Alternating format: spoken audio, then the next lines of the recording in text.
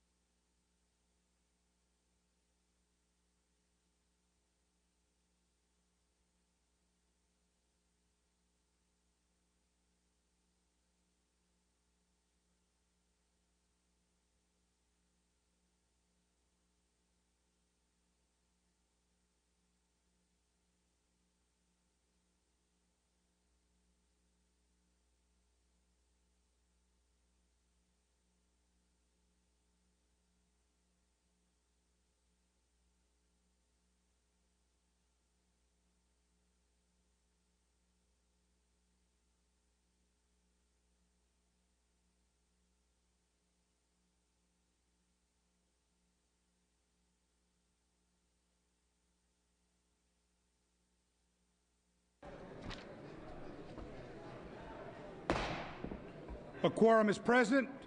Without objection, we'll grant the presiding officer and Assembly members Alejo, Cook, Wesso, and Laura unanimous consent to have guests and photographers at the desk and at the rostrum and at member desks and on the floor for special ceremonies today.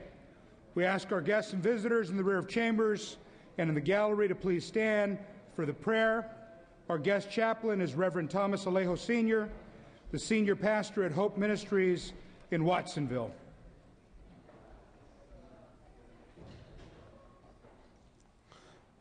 Good morning. Prayer by Cesar Chavez. Show me the suffering of the most miserable, so I may know my people's plight. Free me to pray for others, for you're present in every person. Help me to take responsibility for my own life, so that I can be free at last. Grant me the courage to serve others, for in service there is true life. Give me the honesty and the patience so that I can work with other workers. Bring forth song and celebration so that the Spirit will be among us. Let the Spirit flourish and grow so that we will never tire of the struggle. Let us remember those who have died for justice, for they have given us life. Help us love even those that hate us, so we can change the world. Amen. We ask our guests and visitors to remain standing and join us in the flag salute, led by Assemblywoman Nora Campos. I pledge allegiance to the flag of the United States of America and to the republic for which it stands, one nation, under God, indivisible, with liberty and justice for all. You may be seated. Reading of the previous day's journal. Assembly Chamber, Sacramento, Monday, March 26, 2012. The Assembly met at 11:30 a.m. Honorable Fiona Moss, Speaker, will attend the Assembly, presiding Chief Guard Dawson Wilson at the desk. Mr. Calderon moves. Mr. Jones seconds that the reading of the previous day's journal be dispensed with. Presentations and petitions, there are none. Introduction and reference of bills will be will be deferred. Reports of committees will be deemed read and the amendments deemed adopted.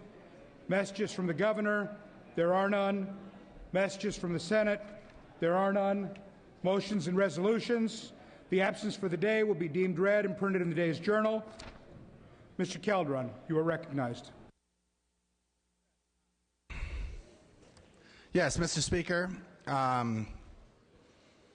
Have you granted unanimous consent for members to have guests on the floor and photographers? I have. Okay.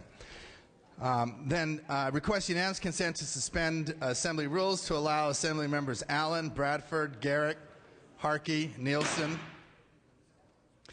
and Pan to speak on Adjourned in Memory. Without objection. And for committee-to-committee re-referrals, pursuant to Rule 96, I request unanimous consent to refer the following bills to the following committees. AB 1844 from the Labor and Employment Committee to the Judiciary Committee, and then back to the Labor and Employment Committee. Without objection. AB 1915 from the Health Committee to the Rules Committee. Without objection. AB 2117 to the Environmental Safety and Toxic Materials Committee only. Without objection. AB 2572 from the Higher Education Committee to the Elections and Redistricting Committee. Without objection.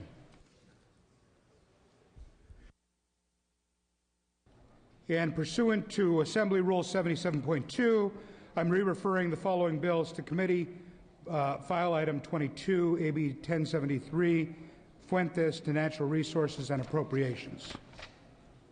Members, today we mark the Assembly's commemoration of Cesar Chavez Day, which honors the life and legacy of a Californian who dedicated his life to the pursuit of justice for every person in California, including those who have recently arrived from other nations.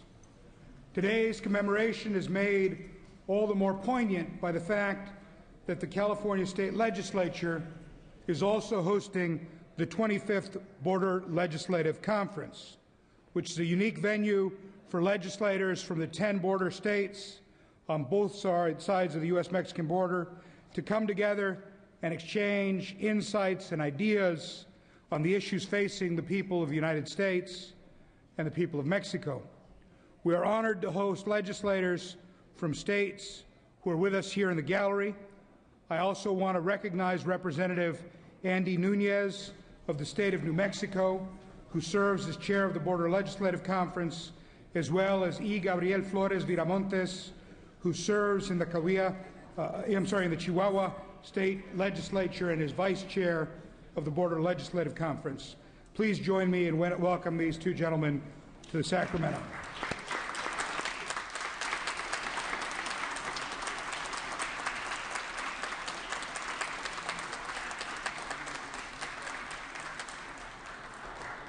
Members, we will now move on to the Assembly observance of Cesar Chavez Day by taking up a special resolution. Without objection, we will move to file item 25, ACR 73, Alejo, for the purpose of third reading. Mr. Alejo, are you ready to proceed on that item? Yes, Mr. Very good. The clerk will read. Assembly concurrent resolution 73 by Assemblymember Alejo and others relative to Cesar Chavez. And members, as a child and grandchild of migrant farm workers, it is a great honor that I introduced ACR 73 to call upon all Californians to observe Cesar Chavez's birthday, March 31st, as a day of public service. This year, the United Farm Workers, founded by Chavez and other great farm worker leaders, celebrates its 50th anniversary and will hold its special convention this coming May 18th through the 20th in Bakersfield. So during this special year, it is only proper to take a moment to acknowledge and recognize the diversity that has made up the farm worker rights movement since its inception. Cesar Chavez recognized that for people of so many different ethnicities, the path for a better life often began in the agricultural fields. This was the path for the Chavez family, my own family, and for countless of other farm worker families of all backgrounds. Our families came to this country to make an honest living, to work hard, and to provide better opportunities for their children and grandchildren. But there were different waves of workers out in the fields. At one time, it was Anglo workers during the Dust Bowls who came from Oklahoma and Arkansas that John Steinbeck so eloquently wrote about in The Grapes of Wrath. But it was also Filipino workers, Japanese, Chinese, Croatian, African American, Irish, Italian, Arab, to name just a few who toiled in the fields throughout California's history. But what was also shared was a common struggle for better work conditions out in the fields. We must not forget the mission began by the late Larry Itliong, who began organizing Filipino farm workers in 1962. It was the Filipino workers who went out on strike first on September 8, 1965, and a few days later were joined by the mostly Mexican workers led by Chavez and Dolores Huerta. We must also not forget the sacrifice of so many different individuals, including the young martyr from Yemen that gave his own life for the farm workers' plight. Naji Daifullah, the young 24-year-old Arab Muslim who was a picket captain and farm worker who sadly was the second person killed during the peak of labor organizing. We all know that Chavez himself was inspired by the teachings of nonviolence of Dr. Martin Luther King and Mahatma Gandhi, and Dr. King himself showed his solidarity with Cesar and the farm workers when he wrote to him stating that our struggles are really one, a struggle for freedom, for dignity, and for humanity. We are together with you in spirit and determinations that our dreams for a better tomorrow will be realized. To some Californians, the farm workers' struggles are an issue of the past, but the challenges of farm workers did not disappear with the passing of Cesar or these other great farm worker leaders. We cannot forget that the fruits and vegetables that we enjoy in our daily lives are produced by farm workers who continue to endure long hours of backbreaking work under the toughest of conditions. The farm workers' dream of providing a better life for their children still continues today. And this very day calls for each of us to give back in service of others. And I think Cesar Chavez said it best when he said that true wealth is not measured in money, status, or power. It is measured in the legacy we leave behind for those we love and those we inspire. Members, I respectfully ask for an aye vote and request that the first roll be open for co-authors. Y si se puede. Thank you, Mr. Alejo. Mr. Gordon. Thank you, Mr. Speaker. Members, I rise today as chair of the Legislative LGBT Caucus to support this resolution and to honor our brother Cesar Chavez. Our national journey towards equality and justice continues. It's a journey that takes its roots from a less enlightened past. It began at small meetings of suffragettes, at lunch counters and buses in the South, at a bar in Greenwich Village, and in the farm fields of California. Along this journey, there have been visionaries and leaders who have helped define our course and direction. Susan B. Anthony, Harvey Milk, Martin Luther King. One thing these leaders have shared in common is their ability to move from their core constituency to embrace the broader human struggle. So it was with Cesar Chavez.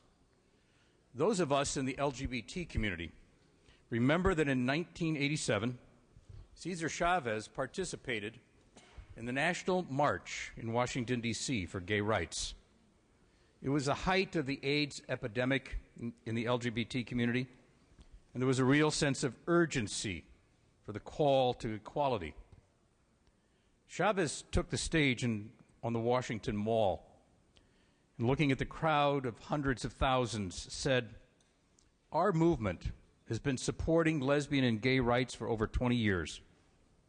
We supported the LGBT community when it was just a crowd of 10 people." Our history is shaped by those who have a vision and who tap into our better spirits, who connect with our core moral values, and who embrace our humanity. The LGBT community is proud to salute and commemorate the life and contributions of Cesar Chavez. His work and life made a difference for our brothers and sisters who work in the fields, but it also made a difference for all of us.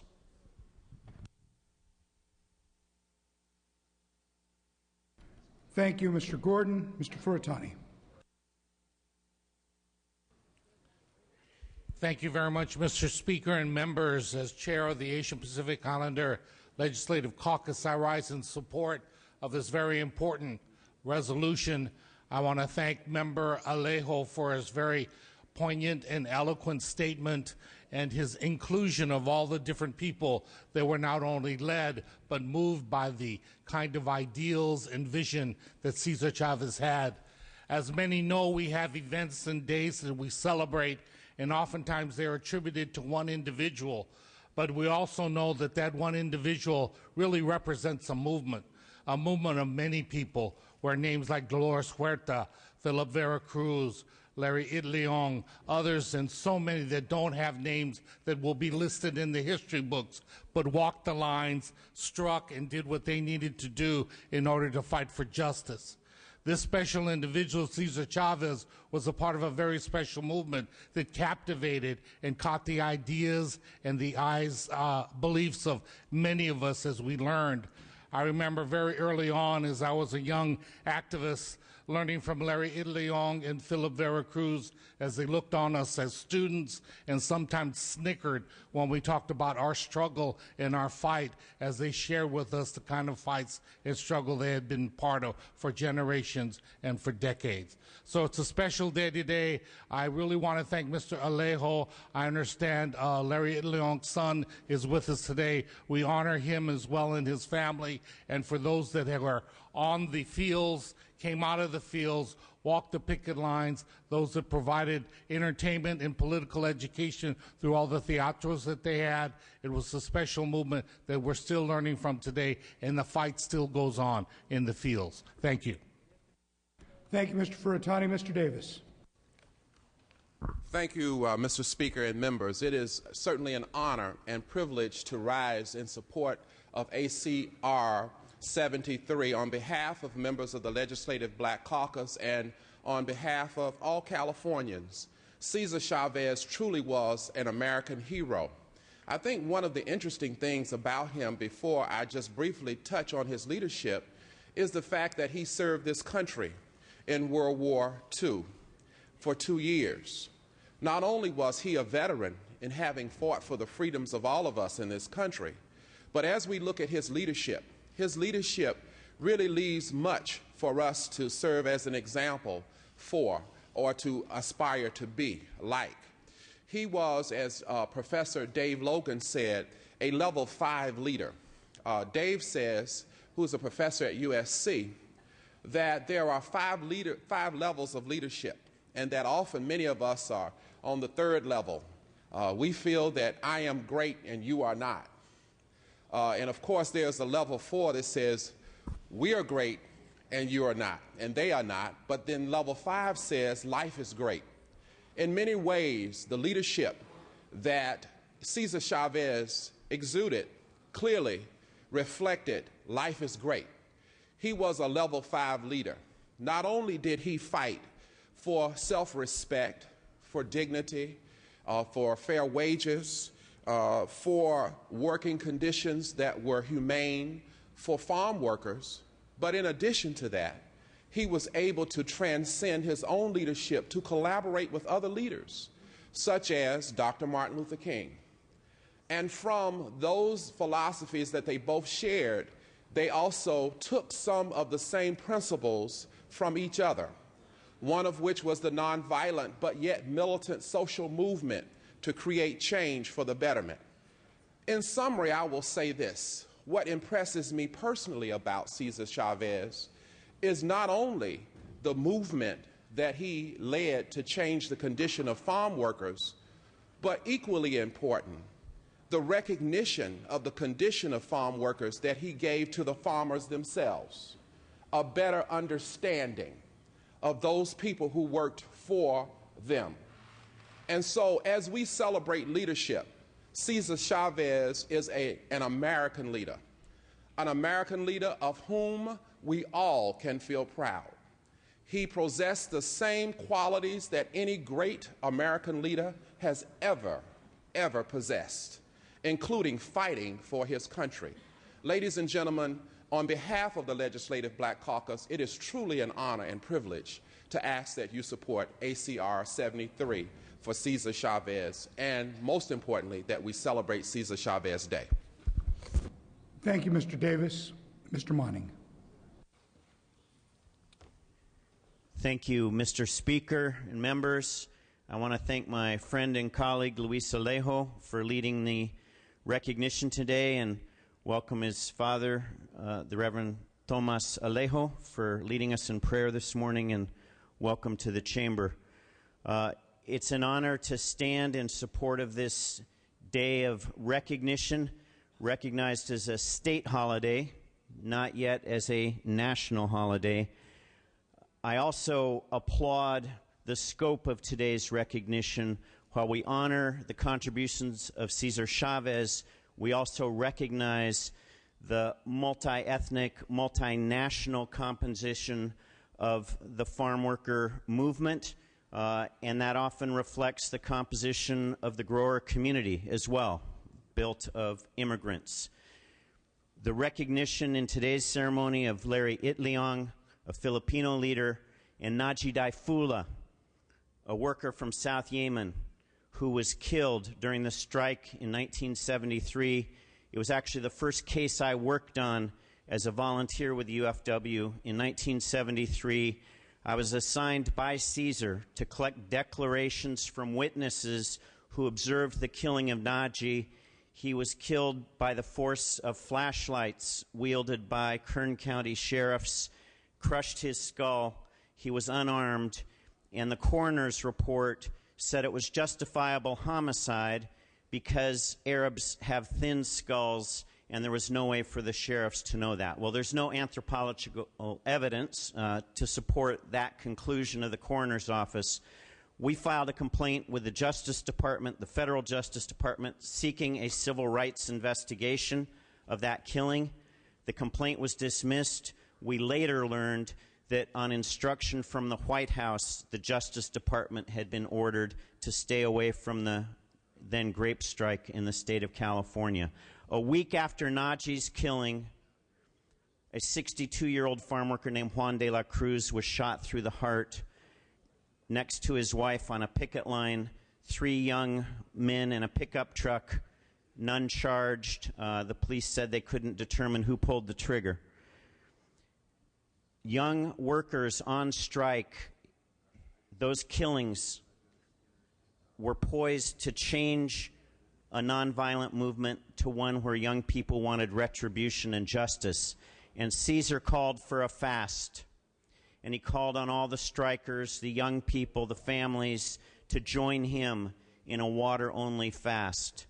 And he converted that potentially violent uprising into a funeral mass and procession, and proceeded to use the fast to get people to focus on the goodness of the movement and its nonviolent nature. Just to close, one of the big legacies, I think, of Cesar Chavez and the farm workers movement, it's represented in this room today. Sons and daughters of immigrant workers who today are lawyers, doctors, professionals serving our communities and serving in the state legislature.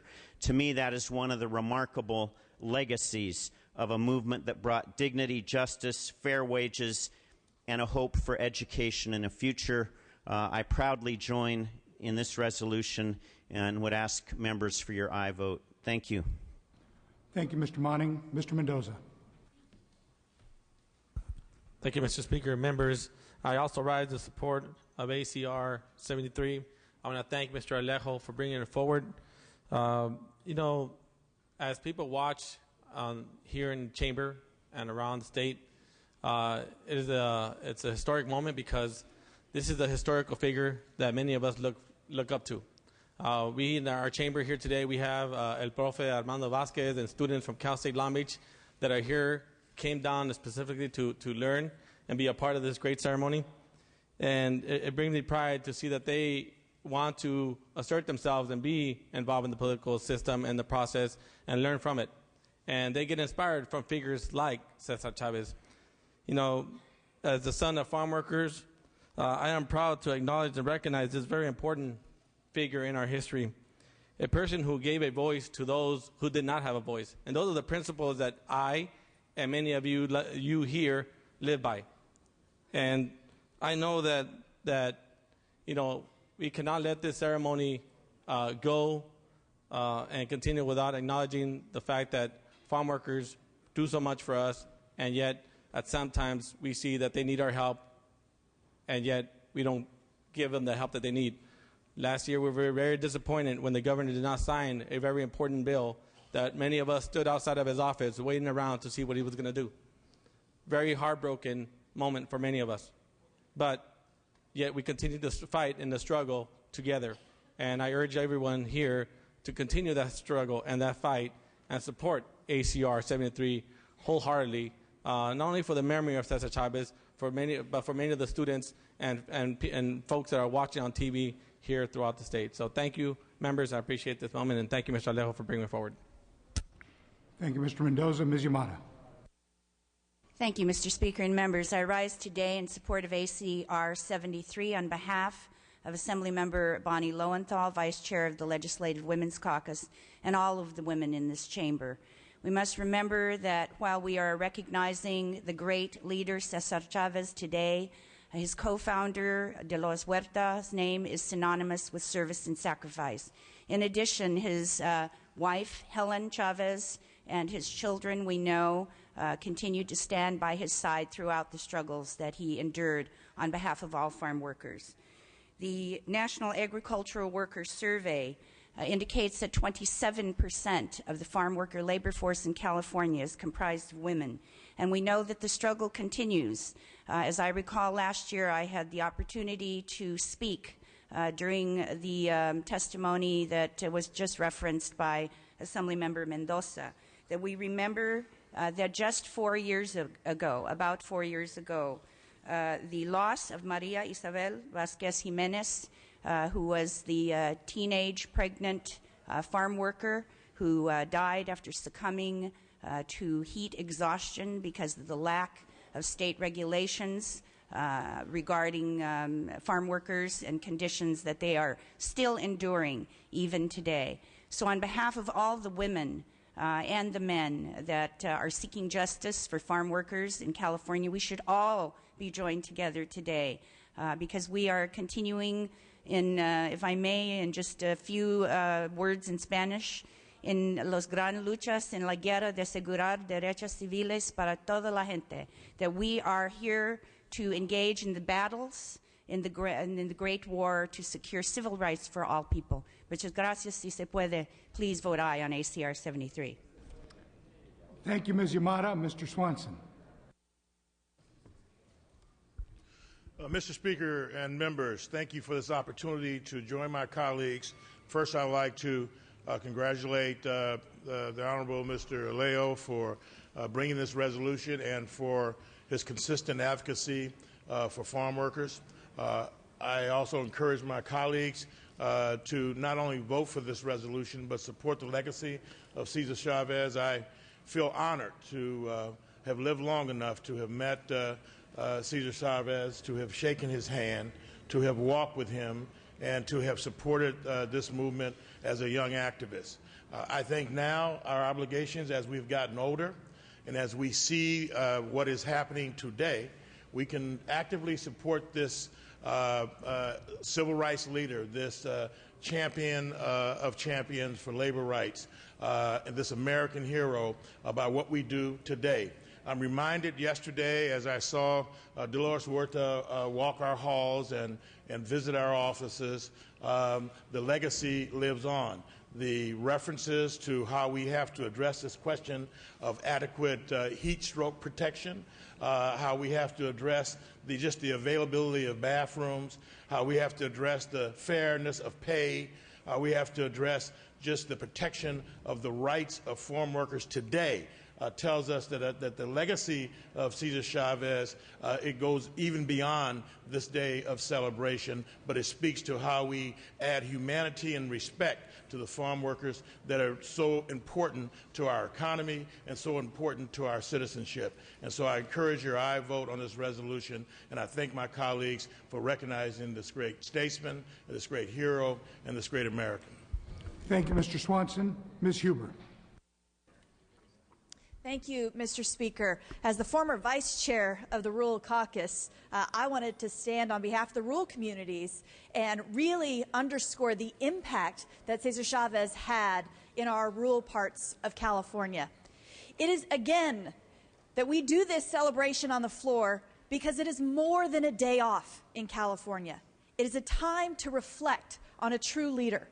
And I really, for the benefit of those who aren't here but are watching us on the floor today, I wanted to highlight what I think is one of the best statements ever made by this wonderful leader, and that is that once social change begins, it cannot be reversed.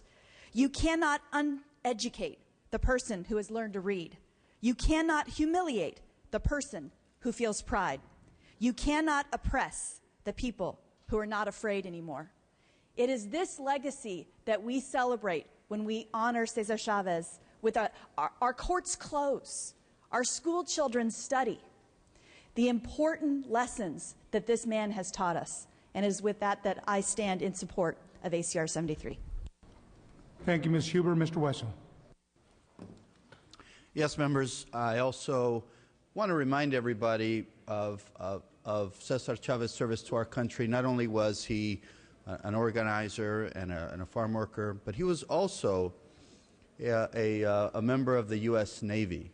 And this May 5th, I want to invite you all to San Diego, and I want to invite all members of the community to San Diego on May 5th for the christening of the USS Cesar Chavez. It's a Navy service ship that will be launched on that day in honor of not only Cesar Chavez's contribution to the entire United States and his leadership, but also in honor of his service to his country as a member of the armed forces. Thank you. Thank you, Mr. Wessel. Ms. Mitchell. Thank you, Mr. Speaker and members. I rise in support of ACR 73. And I'd like to thank Mr. Mendoza for reminding us of the fact that we are a classroom, if you will, a classroom to the students, a classroom to the state of California, and I think a classroom for ourselves. I've learned a great deal over this past year both, I think, direct learning and through observation. I've learned a great deal about a number of incredible historic figures, Californians. Certainly, today's celebration reminds me how proud I am to be a native Californian, a product of this great state, as was the man we're honoring today. I've learned a great deal about Ronald Reagan on Ronald Reagan Day, when many of our colleagues stand and speak, and Dr. King on many of the various observations. And I learned a great deal from many of you who bring important history lessons to us. And I learned a great deal when I look around the chambers and I recognize those who don't stand and acknowledge the significance of certain leaders, who don't acknowledge, who don't proudly wear the pin that we wear today, recognizing a significant movement. I learned a great deal from that symbolism as well. I think it's important on days like today that we don't simply remember historic lessons, but we try to live every day in the example of the leader we honor today. I think about the floor debate on bills related to farm workers today, and I'm very proud to say I know that I've done the right thing by my vote, and I wish more of my colleagues would do the same. So today I stand in support of ACR 73. Thank you, Ms. Mitchell. Mr. Pettis. Thank you, Mr. Speaker. And members, Cesar Chavez once said that we seek our basic God-given rights as human beings because we have suffered and are not afraid to suffer more. In order to survive, we are ready to give up everything, even our lives, in our fight for social justice. Members, you have a little placard there on your desk. And there's a great quote there that was read earlier by Assemblywoman Allison Huber. And on the opposite side, you have a couple pictures of farm workers. You know, those pictures right there mean a lot to many of us that are the sons and daughters of immigrant farm workers. And quite frankly, this picture right here could have easily have been my mother. This picture right here could have easily have been one of our fathers. This means so much to me as the son of immigrant farm workers, but this also means so much to all of us as a whole. And there's much that has been said around Cesar Chavez, but there's much more to be said. Cesar Chavez felt that the church played a significant role in the spiritual and moral uplifting of folks that have been suffering in silence for years, for the voiceless. He knew that the church was an organizing tool on one end, as well as an element, a religious element that can be used to ensure that people had hope at the end of the day. As a matter of fact, every time he had marches, you would see Cesar Chavez with the Sacred Cross, the Star of David, y la Virgen de Guadalupe, to demonstrate to folks that he is not only a religious man, a moral man, but also a spiritual man, and one that's willing to demonstrate his ties to the Catholic Church as well as his ties to the Protestant Church. As a matter of fact, he definitely appreciated the work of the California Migrant Ministry, which is part of the Protestant Church, because of what they were able to do in the fields. And sometimes he actually would be critical of the Catholic Church, because he felt that the Catholic Church did not do enough, even though he himself was Catholic. He would often say that we don't need any more cathedrals or any more food baskets, which we can appreciate. But he said we need action. We need folks to come into the fields and help us organize or help us raise money so that we can elect officials and have voter registration drives that are going to do our work, the people's work, the work on behalf of farm workers. On the issue of immigration and the Bracero program, we knew that Cesar Chavez, the UFW, and Dolores Huerta were anti-Bracero program. From 1942 to 1964, the Bracero program was a program that, to the United Farm Workers and to Cesar, meant exploitation of workers. exploitation of migrant workers that were here already in the United States for a period of years, documented and undocumented. He felt that the Bracero program undermined the organizing efforts of the United Farm Workers. And that's why he was anti-Bracero program. But at the same time, he worked very hard to ensure that those that were here already, the immigrant farm workers that already have lived here for a period of years and have gone, their kids have gone to school here, he worked hard to ensure the passage of immigration reform back in 1986. And he was proud of that as well. And I think it's important that as we move forward and we talk about comprehensive immigration reform at the national level, I think we also need to talk about it here at the state level, especially when we see things that are happening in Arizona, in Alabama, and other states that are anti-immigrant. Without the immigrant, without the farm worker, we have no agricultural economy. It's already known that, and I mentioned this before, 20 seconds, Mr. Pettis. 50% of folks that are working in the fields are undocumented. That's on paper. One last thing, if I may, Mr. Speaker, in my last 15 seconds. Cesar Chavez also appreciated education. He definitely appreciated the work of Paulo Freire, especially the book that he wrote, Pedagogy of the Oppressed. And he appreciated literacy. And he felt that it was important that people learn not only to read the word that's in front of you, but to read the world. And if we're able to read the world, we can bring about social change and social justice. And that is the beauty of Cesar Chavez and the United Farm Worker Movement. And that's the beauty as to why we're here today. I thank you, Senor Alejo, your father, for being here with us, and all of you that are standing up, rising up in support of the Farm Worker Movement. Let's support ACR 73. Gracias. Thank you, Mr. Pettis. Mr. Lara. Thank you, Mr. Speaker and members.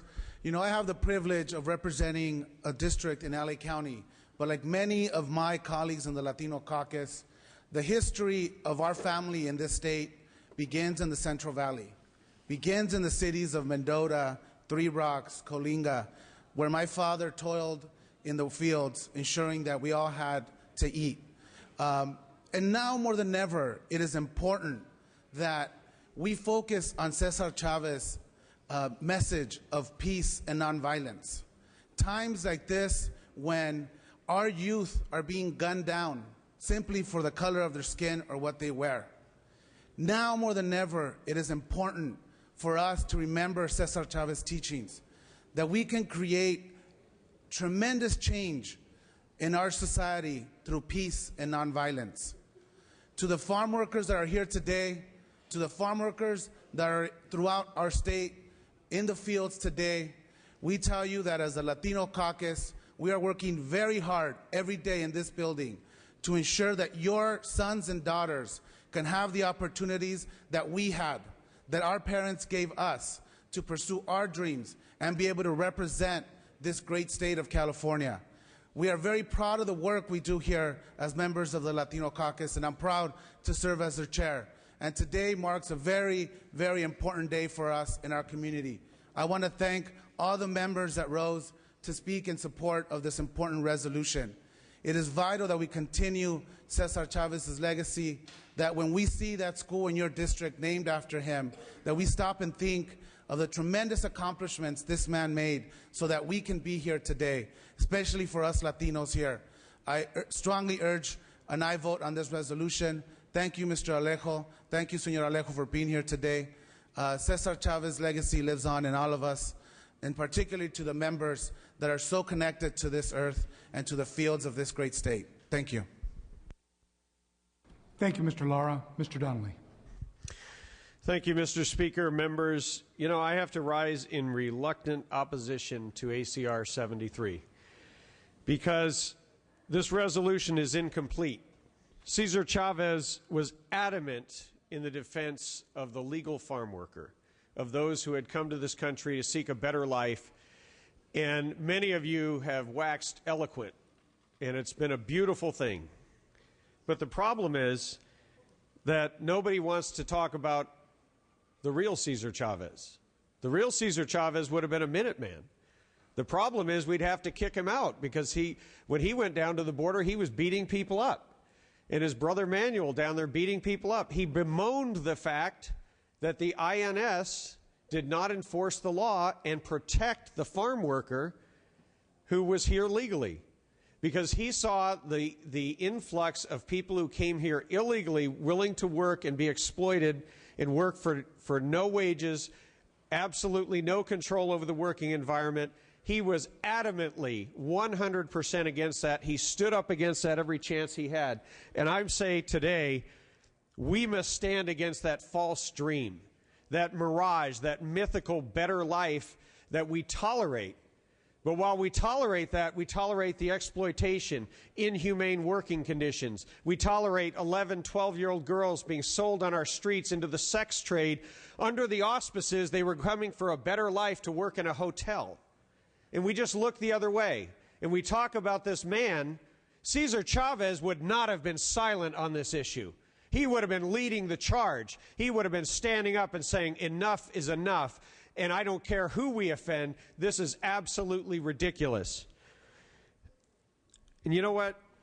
The silence of so many is troubling. We can't learn from history if we're busy rewriting history with a false history.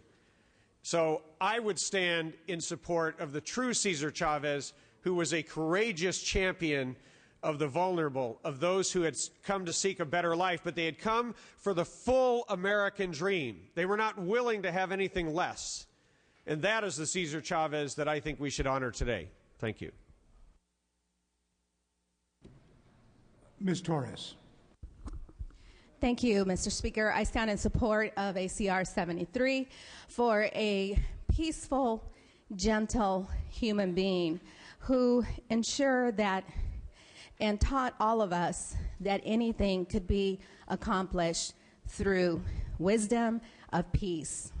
Cesar Chavez would have never carried a loaded concealed weapon through any of our airports. Mr. Calderon.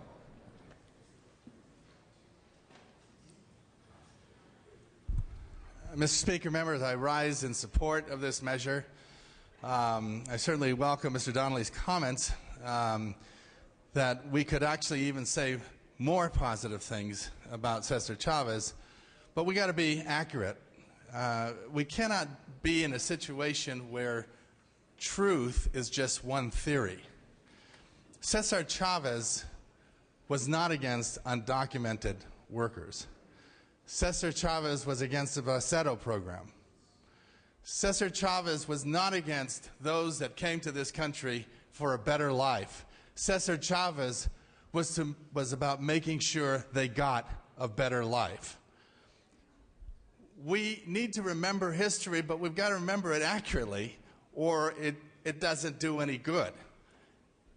And as we sit here and we remember Cesar, we remember him fondly, and we're very proud in the Latino community and throughout California of the contributions that he made. And he was a man, he wasn't a deity, he was a man. But he was a man who was fair, a man who was disciplined, a man who was strong, and a man who cared about people. And his one dream was to organize the farm workers. His one dream was to provide a life for them so they could partake in the American dream. And he accomplished that. As you look around and you see the sons and daughters, even in this chamber, of farm workers, or the grandsons and the granddaughters of farm workers, you see them here.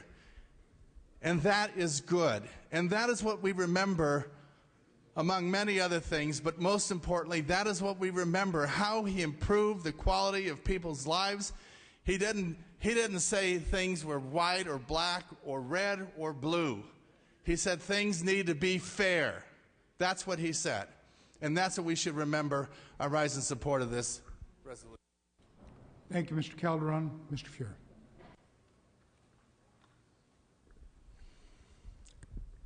Thank you, Mr. Speaker. I was not going to rise today because of the eloquence of all those who spoke before me. I thought any words I might add would be superfluous, but that's changed. So I want to rise to say this much. On days like this, Cesar Chavez Day, on Martin Luther King Day, on other days where we honor individuals, we do much more than honor the individual, him or herself. We honor the principles for which they stood and the lessons that abide today. And I felt it was important for us to return to that message. Because when we honor Cesar Chavez on this day, here's what we teach our children.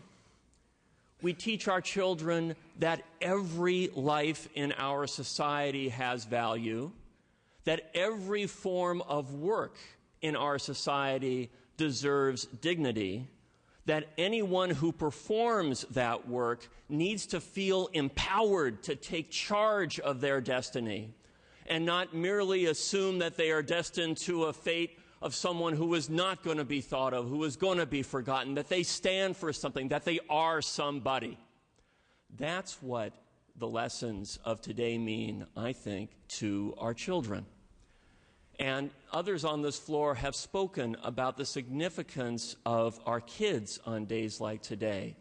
When this legislature joined with the governor to create Cesar Chavez Day, it was as much to assure that our children and our children's children remember the important principles for which leaders like Cesar Chavez stood, that those not be forgotten. And so today I rise not because I want to be very careful when we talk to our kids. We can rise today to tarnish a person, to restate what that person stood for, and that misses the point. This is not about a single individual today. It is about the wisdom that that individual taught us and that needs to be everlasting in this chamber and in classrooms and in cities and counties outside of where we stand today. Let's remember why we are here, particularly on days like today. I urge support. Thank you, Mr. Fuhr. Mr. Cedillo. Mr. Speaker, good morning. Members, I also was reticent to speak, but I think it's important, and I share the comments made by Mr. Fuhr. The last time I saw Cesar Chavez, he was with Bert Corona. We were downtown Los Angeles at the Bert Corona Clinic. Or is that the Cesar Chavez Clinic? Mr. Speaker, we were there. Is that the Cesar Chavez Clinic or the Bert Corona Clinic? Cesar Chavez Clinic.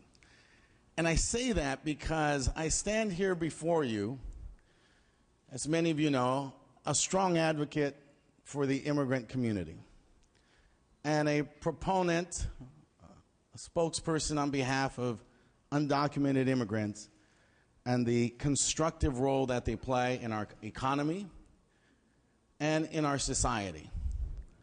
I have had that perspective politically since I was 20.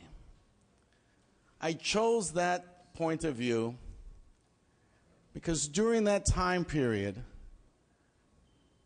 as a young man searching for identity, searching for a perspective to understand the world, I encountered Bert Corona. And there was a debate taking place amongst our community at that time about how we should address the question of the undocumented in our community. At that time, the American Federation of Labor, CIO, did not feel that immigrant workers could be organized. They had a perspective, and for many years until a former Vice President of the United Farm Workers, Eliseo Medina, a leader of the Service Employees International Union, brought this forward to the AFL-CIO. Did they change their position? They were wrong.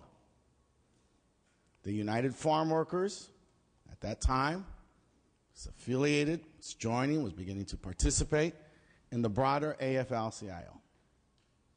It was not exclusively a position of neither Cesar Chavez nor the United Farm Workers, but a broader position of the entire national organization to which the UFW was a part of. I, like many others that I grew up with, disagreed. I, like many others that I grew up with, including the mayor of Los Angeles, including the head of the Los Angeles County Federation of Labor, agreed with Bert Corona. We joined an organization called CASA, the Center for Autonomous Social Action, and spent much of our youth trying to organize and bring consciousness and awareness to that political perspective. I'm happy to say today that that perspective is embraced by the AFL-CIO, by the Democratic Party, by most people of our society. It was a position embraced by President Ronald Reagan when he signed immigration reform. We were successful in moving our society forward. Having stated that, having grown up in that time period, I can say to you, as I sat there a few feet from Bert and Cesar thinking, wow, how remarkable these men who had toiled in the fields together, organizing workers, could come together to reconcile a moment of tactical disagreement and yet stand there together. Bert's organization naming a clinic after Cesar Chavez. Why would he do that? Because we look at the totality of the meaning of one's life and the value of the symbols of that life. As the majority leader said, he was a man, imperfect. Martin Luther King Jr., a man, imperfect. All of us, I say to you, are imperfect in our humanity. We make mistakes. At the end of the day, before God and country, we ask that you evaluate us on the totality of our life, of our principles, our values, and our daily struggle to be true to those values, to hold true the promise every day that we get up, to have coherence between what we say and what we do.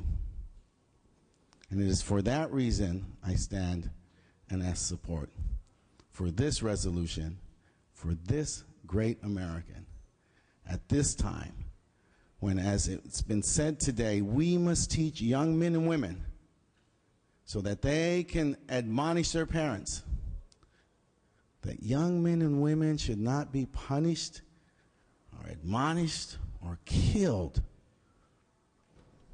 for where they come from, for what fashion choices they make, but should be evaluated by the content of their character.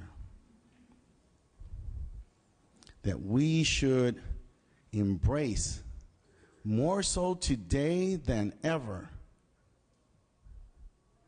the values of nonviolence. Because there are many of us today 30 seconds. who are upset, who are angry, or frustrated.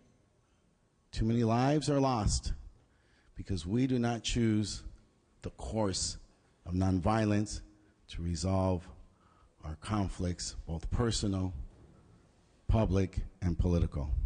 I ask for an aye vote. Mr. Berryhill. Thank you, Madam Speaker. Members, I rise in support of ACR 73.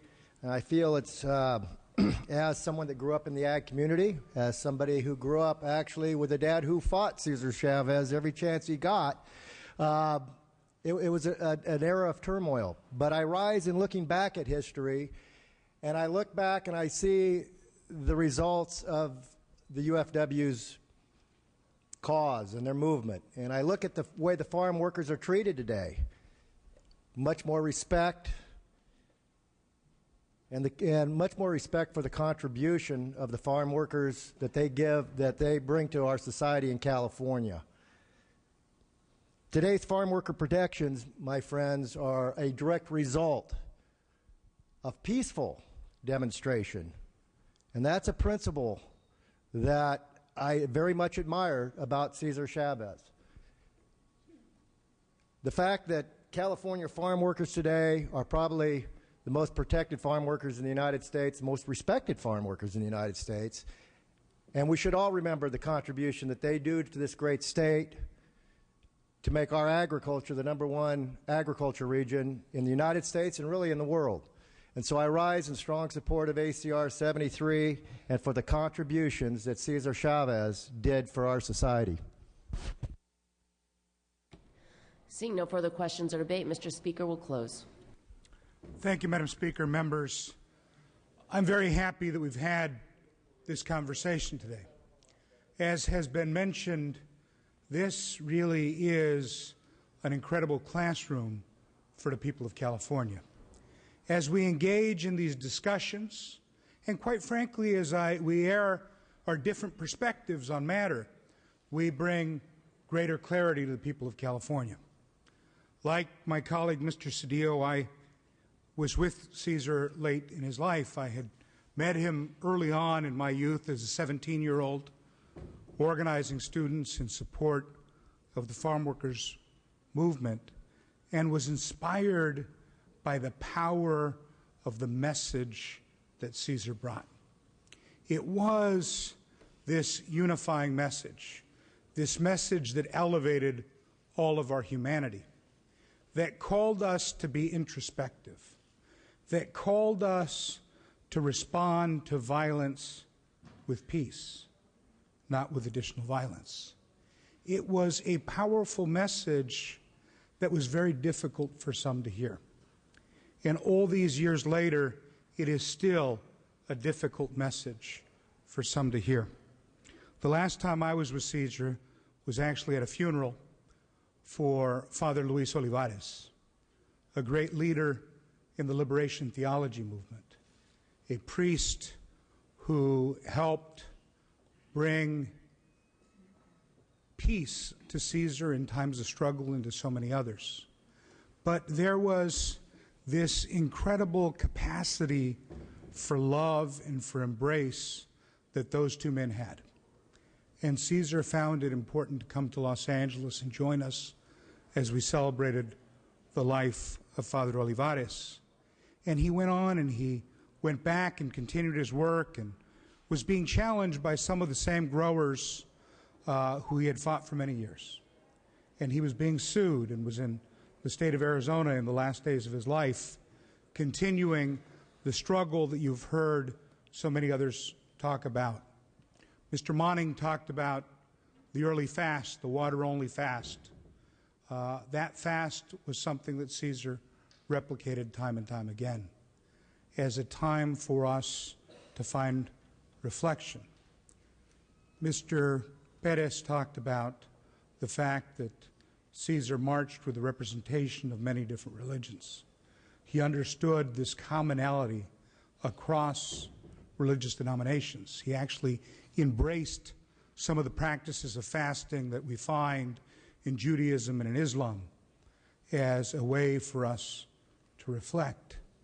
But in all of those actions, they were a call for introspection and for peace and for adding to our collective humanity. And so if nothing else, as we remember his work, let us take it as an opportunity for us to engage in that same reflection and to dedicate ourselves in the search for that greater humanity in all of us. Members, I ask for your aye vote, and I ask that the first roll call be open for co-authors. Okay, clerk will open the roll. First roll to be open for co-authors. Co-authors, clerk will open the roll. All members vote who desire to vote. All members vote who desire to vote. This is for co-authors.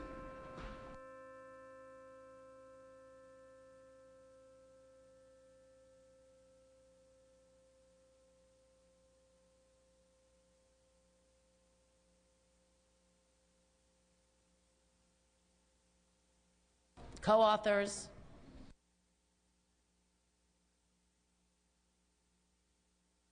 Clerk will close the roll, tally the votes. There are 69 co-authors. We could take a voice vote on this item. All those in favor say aye. Aye. All those opposed say nay. The ayes have it. The measure is adopted. Okay, we have some guests here today in the chambers. Mr. Lara, you are recognized at the Speaker's desk.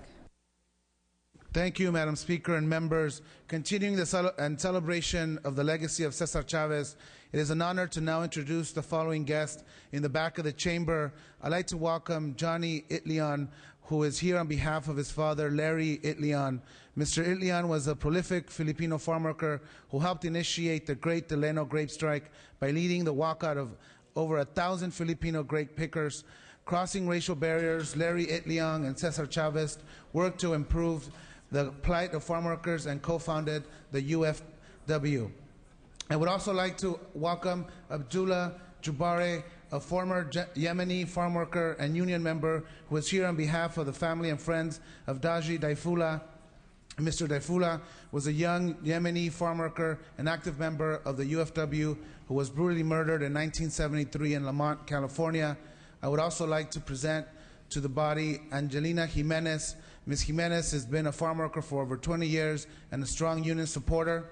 In the past, she has come to the Capitol, to many of our offices, to advocate for farm worker rights. She represents the movement of today and the need to call for a day of public service. Additionally, with us in the chamber, please join me in welcoming a group of over 30 farm workers from the United Farm Workers who are joining us in the gallery today. If they can please stand to be recognized. Let's thank all these amazing people for the hard work in keeping our state's agricultural movement alive. Thank you.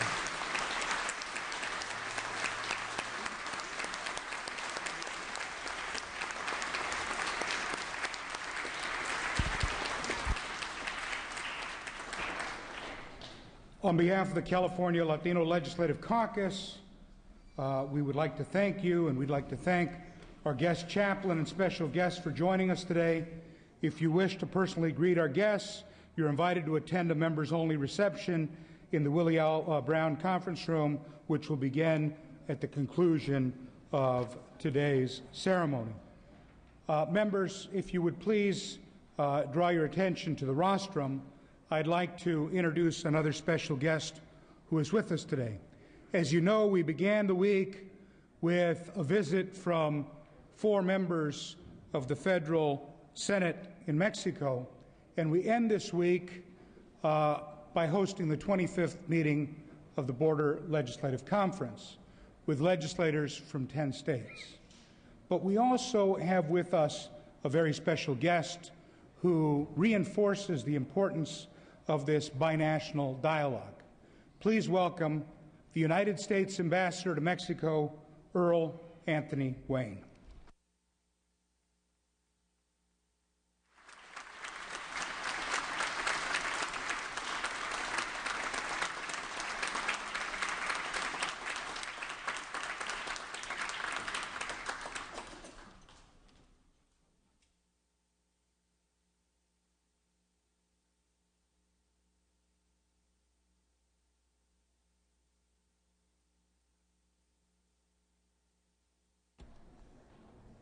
Okay, we have some more guests here today.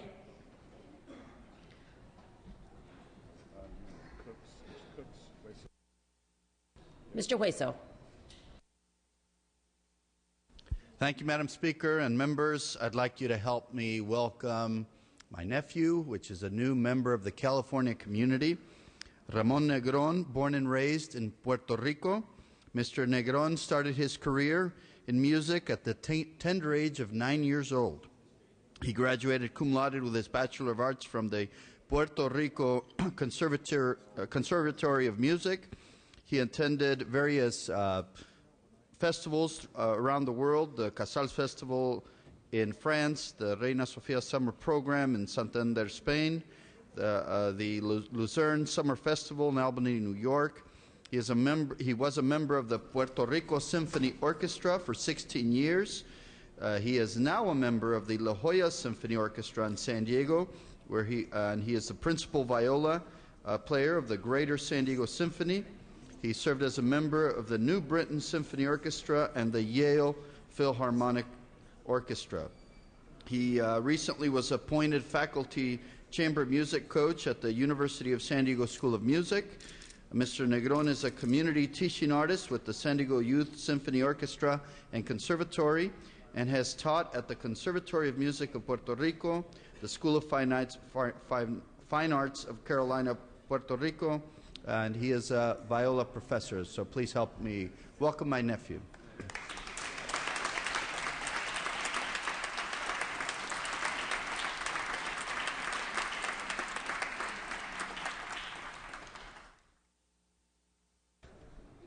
Mr. Alejo.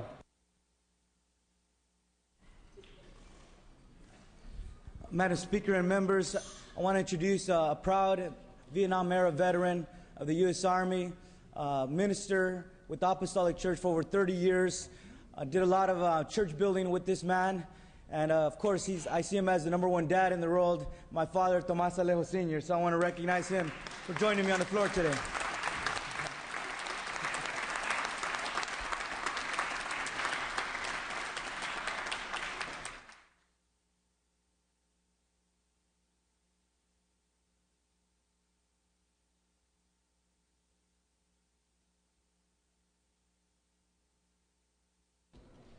Okay, members, if you could turn your attention to the Speaker's desk, Colonel Cook has some guests he'd like to recognize. Colonel Cook.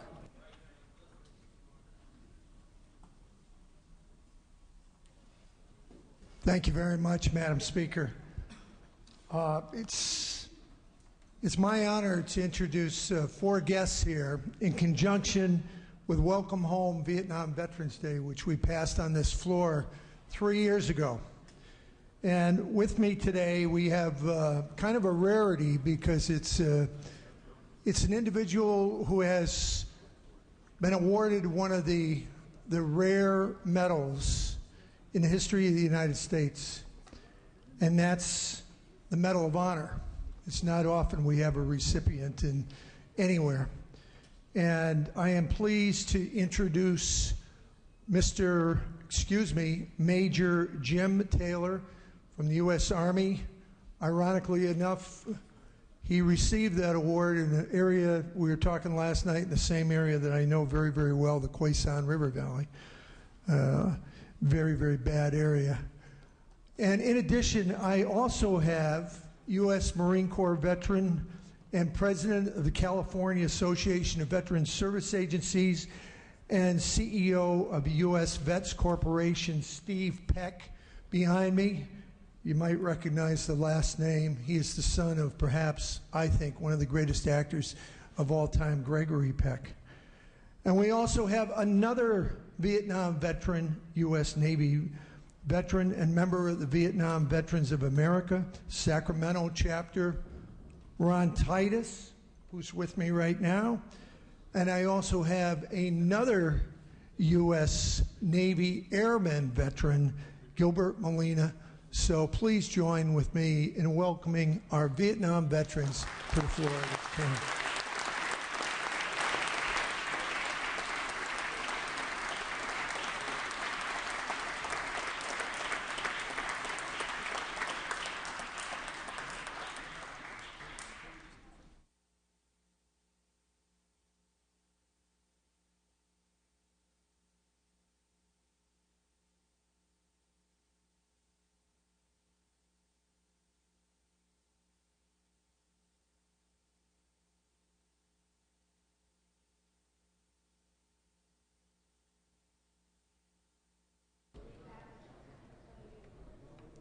Okay, business on the daily file, second reading. Clerk will read. Assembly Bill 1834, 2315, 1519, 1576 with Amendment 1656 with Amendment 1743, 1748, 2122, 2164 with Amendments 1434, 1438, 1452, 1612, 1691, 1524, 1515, 1567, 1573, 1620, 2302, and Senate Bill 829.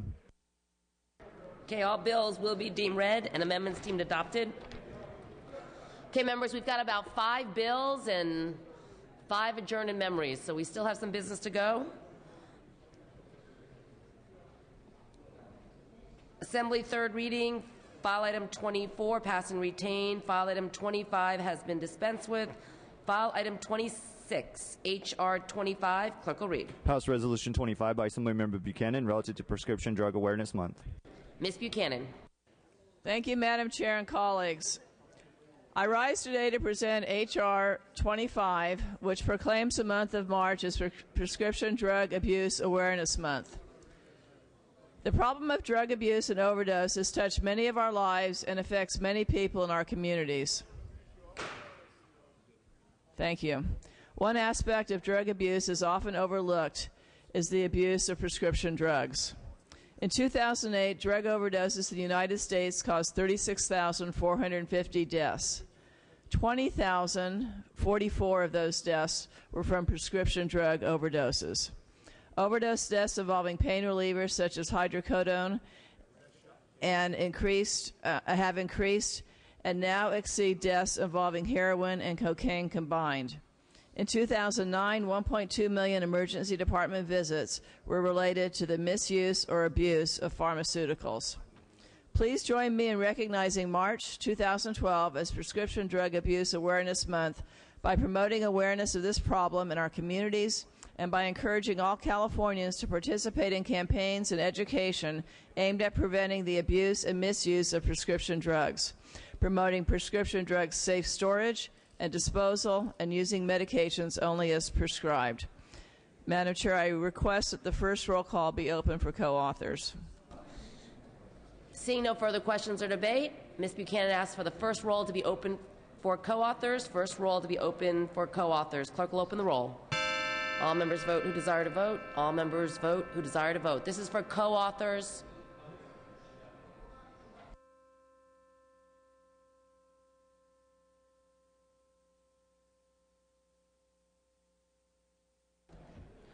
Clerk will close the roll, tally the votes. There are 67 co-authors. We can take a voice vote on this item. All those in favor say aye. All those opposed say nay. The ayes have it. The measure is adopted. File item 27, H.R. 26. Clerk will read. House Resolution 26 by Assemblymember Ng relative to Rail Safety Culture Day. Mr. Ng. Thank you, Madam Speaker and members. A few minutes ago, we just celebrated the life of someone that was very, very concerned for the working conditions on the fields of California and elsewhere. Members, I rise to ask your support for House Resolution 26 in commemoration of local commuter rail passenger agency Metrolink and their efforts to promote safety as a core value for transportation. Just a few days ago, on March 20th, the leaders of the public transportation community, both state and local and federal, met at a safety summit not far from my district in Southern California to declare Rail Safety Culture Day in recognition of Metrolink's sponsorship to provide tools for Southern California leaders to implement a safety culture for workers, administrators, and especially consumers. Dating back to my tenure as chair of the Assembly Transportation Committee, I have followed the rebirth of a very focused and driven agency, led by a dedicated board of directors and a new management team that has made instilling a new cultural touchstone of safety as the organization's core value. We know from research and investigative findings, Madam Speaker, that an increased organizational safety culture driven by a board and executive management team at the top can lead to reduction in injuries and even prevent accidents and death. Therefore, I respectfully request your support for this very, very important resolution and your aye vote, but first ask that the first roll be open for co-authors. Thank you. Seeing no further questions or debate, Mr. Ng asks for the first roll to be open for co-authors. First roll for co-authors. Clerk will open the roll. All members vote who desire to vote. All members vote who desire to vote. This is for co-authors.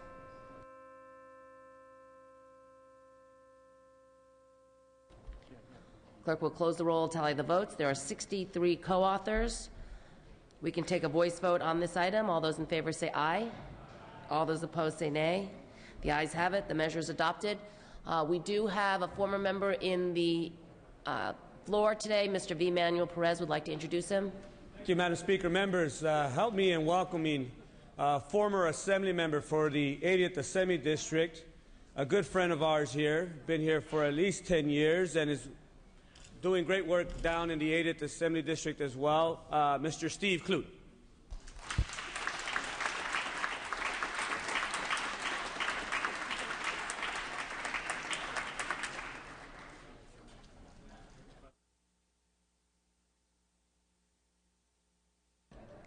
File item 28, pass and retain. File item 29, AB 1614. Clerk will read. Assembly Bill 1614 by Assemblymember Monning and others, an act relating to the Ford or Reuse Authority.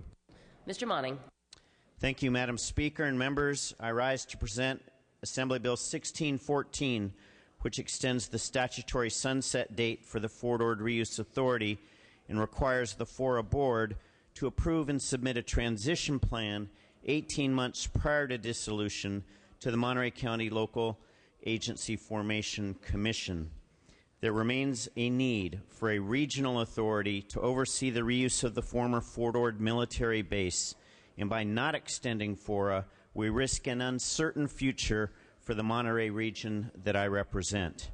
AB 1614 received broad support in Assembly Local Government Committee, and I've made commitments to continue work with interested stakeholders when the bill reaches the Senate. I respectfully ask for your aye vote. Mr. Alejo. Madam Speaker, I also rise in support of AB 1614. This is a simple bill that extends the sunset of FORA for 10 years. This FORA issue is important to me not only because Fort Ord is right next door to my assembly district, but it's also the base where my father was stationed when he served in the U.S. Army. When this base closed in 1991, it resulted in a tremendous economic effect, not only on the peninsula of Monterey, but also for the entire Central Coast region. We were fortunate to get a vibrant CSU Monterey Bay campus there. However, there's still a lot of work to be done, like the munitions cleanup and the use of land for affordable housing and growth. FORA is a needed mechanism to be able to accomplish those goals.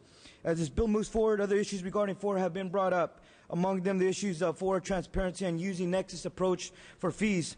Although this bill is only about the extension of the FORA sunset, I know that my good colleague, Assemblymember Bill Monning, is committed to working at the local level with the different stakeholders on all the issues that are related to FORA.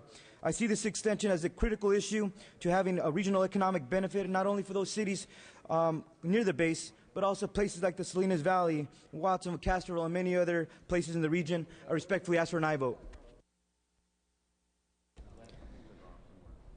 Seeing no further questions or debate, clerk will open the roll.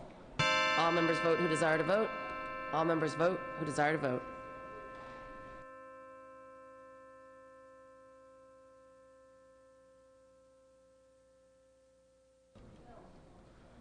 Clerk will close the roll, tally the votes. Ayes 50, noes 12. Measure passes.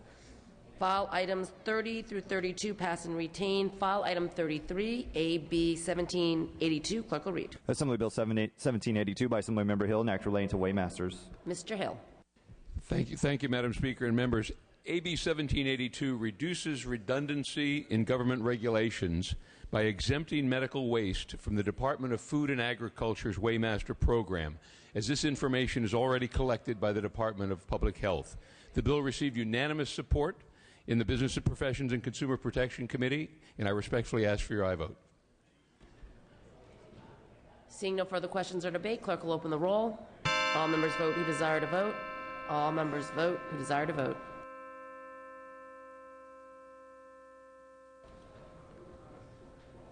Clerk will close the roll, tally the votes. Ayes 67, no 0. Measure passes.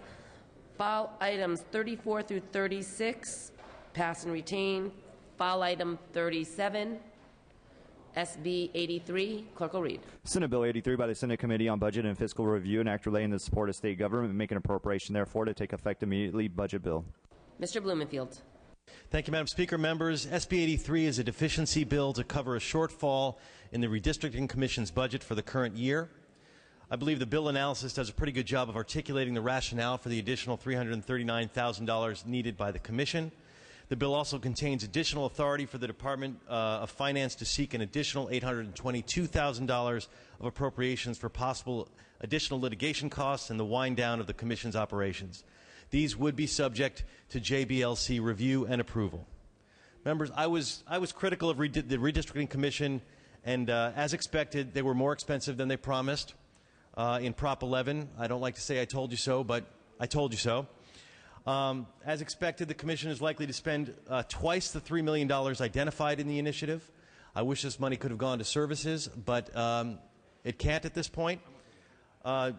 We've winnowed down the amount that they actually requested. They requested considerably more in SB 83 to only the essential amount we must approve to meet the financial obligations of the Commission. So we should approve this bill. Prop 11 was passed by the voters. They spent the money. The people obligated us to pay those bills, and we honor our obligations. And as a state, we're obligated to pay those bills. So I ask grudgingly ask for your aye vote. Ms. Grove. Thank you, Madam Speaker. I stand in opposition to this bill. You know, they said they were going to do it for $3 million. They did it for $6 million, and now they're asking us to kick them another $1 million, and that's completely unacceptable. I smell a rat here. You don't get a Citizens Redistricting Commission that does the job that they did, and we continue to keep them on the payroll. So I would ask for your no vote. If you look at this legislation, it covers a lot of things that aren't even relevant to the Commission, and it's just not right. So I ask for a no vote. Seeing no further questions or debate, Mr. Blumenfield, you may close. We're obligated by Prop 11 to pay these bills. We have to honor our commitments. I ask for your aye vote. Clerk will open the roll. All members vote who desire to vote. All members vote who desire to vote.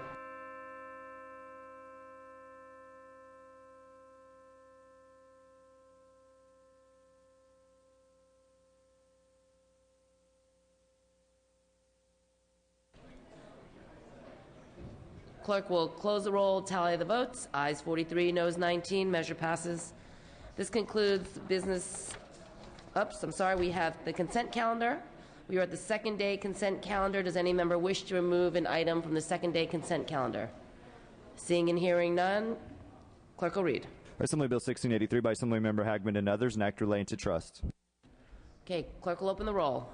All members vote who desire to vote. All members vote who desire to vote. On the consent calendar.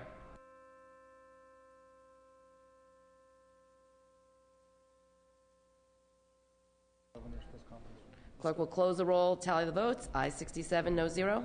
Assembly Bill 1720 Ayes 67, no 0. and Senate Concurrent Resolution 60. Ayes 67, no 0. Okay, the consent calendar is adopted. This concludes the business on the daily file. The announcements are as follows. Upon adjournment of session today, we will begin our spring recess. The session schedule is as follows. Friday, March 30th, holiday, Cesar Chavez Day. Monday, April 2nd through Friday, April 6th, recess. No floor session, no check-in session. Monday, April 9th, floor session at 12 noon. All other items remaining will be passed and retained. All motions shall be continued. We still have adjourn of memories, members. Mr. Allen. Thank you, Madam Speaker.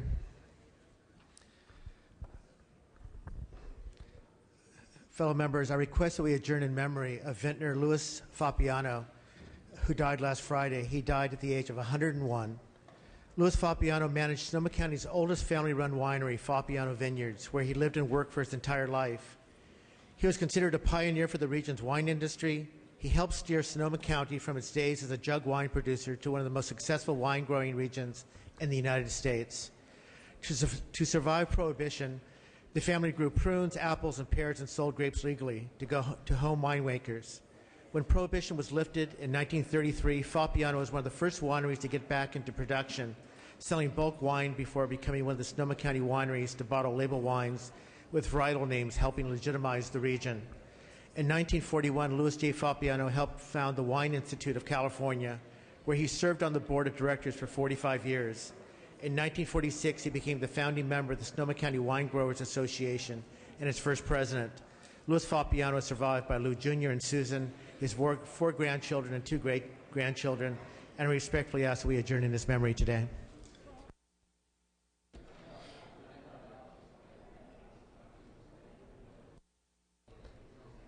I have Ms. Harkey and Ms. Conway with adjourn in memory today. Ms. Harkey?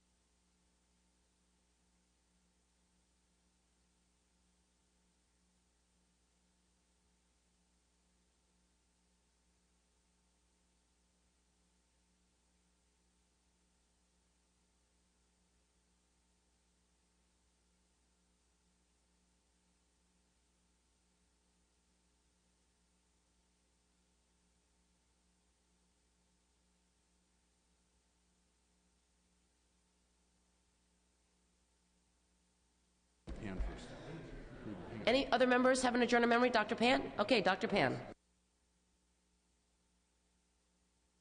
Madam Speaker, members, we have lost a member of our extended legislative family last week. Earlene Arnold, who worked for the legislature for 32 years and retired in 2002, passed away unexpectedly at her home in Carmichael. In her 32 years in this building, Earlene had worked both in the Assembly and the Senate in various capacities for both members and committees. Most notably, Earlene worked for the former Assembly member and Senator Jack O'Connell for 13 years. Significantly, in her 32-year career, Earlene has witnessed many first-hand changes to this institution. She began her career in 1969, just after the legislature became a full-time body. Earlene also knew Posey's and the Derby Club when they were a bar and a club, and not LeBou, Vallejo's, in the name of the legislative staff parking lot. A public memorial is being planned for her in April. I respectfully request that the Assembly adjourn in memory of someone who has served our institution for so long, Earlene G. Arnold. Mr. Nielsen. Madam Speaker, ladies and gentlemen, I'm humbled and honored to recognize or ask the adjourn in memory of Clancy Leland. Clancy was the longtime legislative advocate for the County of Los Angeles. Though I certainly never represented the County of Los Angeles, I knew him very well. One who was certainly a credit to the folks of that county that he ably represented here in Sacramento, but one that everyone could work with. Clancy went to Glendale College and graduated from California State University Northridge.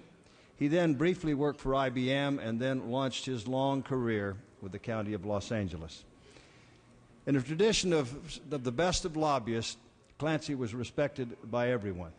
And though he advocated for Los Angeles, and sometimes the area that I represented had issues with Los Angeles, he was always a man who was amiable and articulate, and a great credit to this institution. At times, after hours, when you'd run into Clancy around, he was always friendly, always accommodating, and always a great friend. His wife preceded him in death, Carol. He has a daughter, Heather Sheburn, and 2 grandchildren, Ryan and Piper. He did have an active retirement and continued to serve his community in those years of retirement. He did retire in 1996 and then did continue as a private lobbyist for a period of time. I did not get to work with him during that part of his career.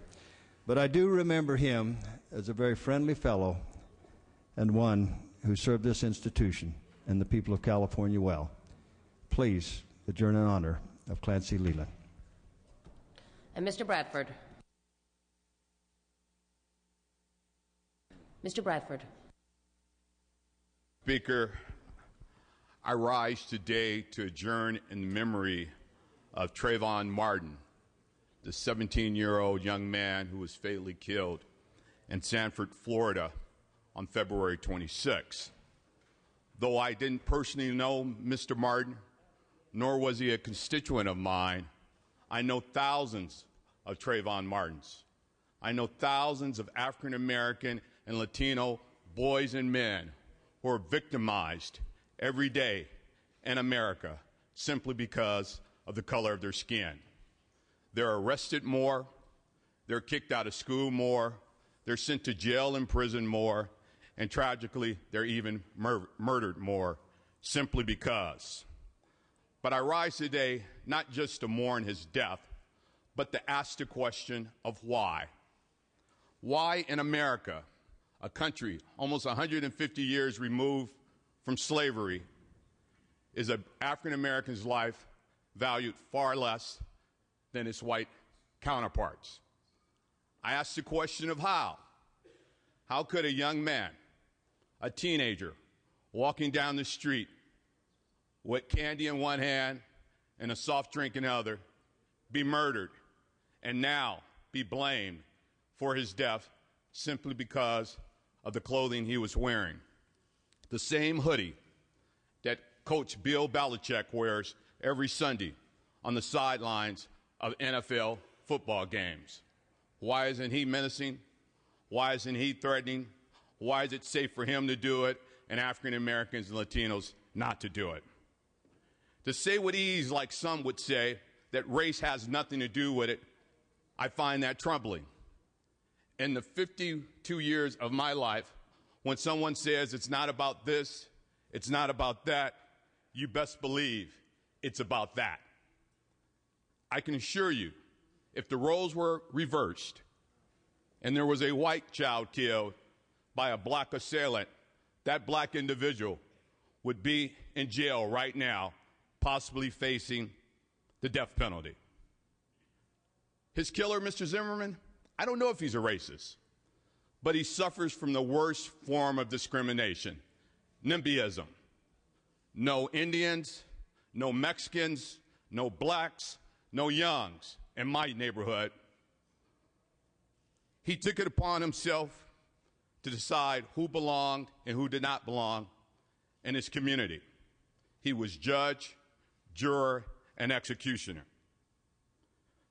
Trayvon Martin was not a gang member. He was not a drug dealer. He was not up to no good, as the media would have you believe. He's a son. He's a brother. He's a student. He was a child. He committed no crime other than being a black man in America. Members, I ask for you to not let his death nor his life be in vain, and ask for you to join with me and the Tri-Caucuses in adjourning in the memory of Trayvon Martin. Mr. Speaker. Thank you, Madam Speaker. Members, I rise to join in adjourning in memory of Trayvon Martin. As President Obama noted, the death of Trayvon Martin is a national tragedy. He was, by all accounts, a bright and warm young man, a talented athlete, and a good son. And his death carries the same sorrow we feel whenever a young person with a bright future ahead of them dies. But we also know that Trayvon Martin's death carries a much deeper sorrow, one that speaks to the profound and painful questions that our nation struggled to live up with the ideals enshrined in our Constitution. For all the progress we have made in building a vibrant, pluralistic society, we know that our nation is still striving to complete that work. We know that in far too many communities, urban, rural, and suburban alike, People are still subject to painful reminders that the United States is very much a nation healing from the wounds of slavery, racism, and segregation. And for many Americans, Trayvon's death represents not just a tragedy for the Martin family, but also a haunting symbol of the fact that for far too many Americans, the search for justice remains elusive. Trayvon Martin's death raises questions, difficult questions for our society. It forces us to confront the painful truth that we are still very much a nation conscious of racial issues, and that there are still those who are receptive to messages of anger, division, and hate.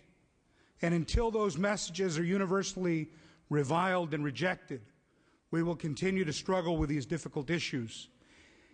And we will still struggle to complete the difficult work of building that more perfect union. But we also know that the vast majority of Americans, and certainly the overwhelming majority of Californians, are people of conscience, who in their thoughts and in their deeds are helping this nation finish that work every day. In 1968, it fell to Senator Robert Kennedy to inform an audience of several thousand men, women, and children in Indianapolis that Dr. King had been shot and killed earlier that day. The crowd of thousands felt silent, and Senator Kennedy delivered brief remarks that almost 50 years later command a powerful message that each of us must still strive to live up to every day. He said the following. He said, "What we need in the United States is not division. What we need in the United States is not hatred. What we need in the United States is not violence and lawlessness, but it is love and wisdom and compassion towards one another, and a feeling of justice towards those who still suffer within our country." In this time of sorrow for Trayvon Martin's family, as we search for answers to those deeply troubling questions, Senator Kennedy's words carry a far greater poignancy. And I believe that to honor the memory of Trayvon Martin, each of us must rededicate ourselves to finishing that work and fulfilling our constitutional charge to build a more perfect union and to continue to search for justice for all, for justice for those for whom justice is still lacking. I ask that we adjourn in memory of Trayvon Martin. Thank you, members. All remaining requests to adjourn in memory will be deemed read and printed in the journal. I am ready to entertain a motion to adjourn. Mr. Calderon moves and Mr. Silva seconds that this House stands adjourned until Monday, April 9th at 12 noon. Quorum calls lifted.